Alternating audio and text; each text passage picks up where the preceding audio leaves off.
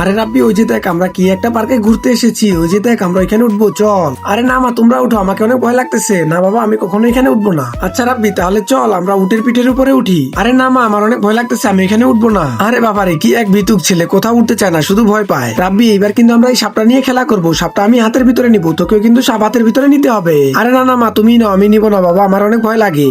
আরে এই সাপটা তো দেখতে অনেক বেশি কিউট, আমার কাছে অনেক ভালোই লাগতেছে, মনে হচ্ছে সাপটাকে বাসায় নিয়ে যাই। এ রাব্বি চল, তোর দ্বারা কিছুই হবে না। বন্ধুরা, এরপরে বাচ্চাটির মা বাচ্চাটির দিকে ঘুরে তাকানোর পর তো অবাক হয়ে যায়।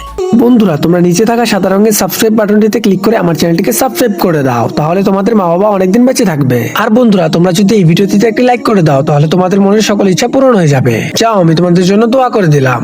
বন্ধুরা, বাচ্চাটির মা বাচ্চাটির দিকে ঘুরে তাকানোর পর তো সেটা দেখার পরে অবাক হয়ে যায়, কারণ বাচ্চাটি অনেক সাহসের সাথে সাপটিকে গলার ভিতরে পেঁচিয়ে রেখেছে। মামা, এবার আমার সাথে আসো, আমরা ওইটার উপরে উঠবো, ওইটা আমাদেরকে অনেক উপরে নিয়ে যাবে, আর আমরা সেখানে অনেক মজা পাবো, আর আকাশও দেখতে পারবো সুন্দর করে। আসলে বন্ধুরা, এই রাতের আকাশে ঝুলন্ত দোলনাটাকে দেখতে অনেক বেশি সুন্দর লাগতেছে। তোমাদের কাছে ভালো লাগলে লাইক করে দিও।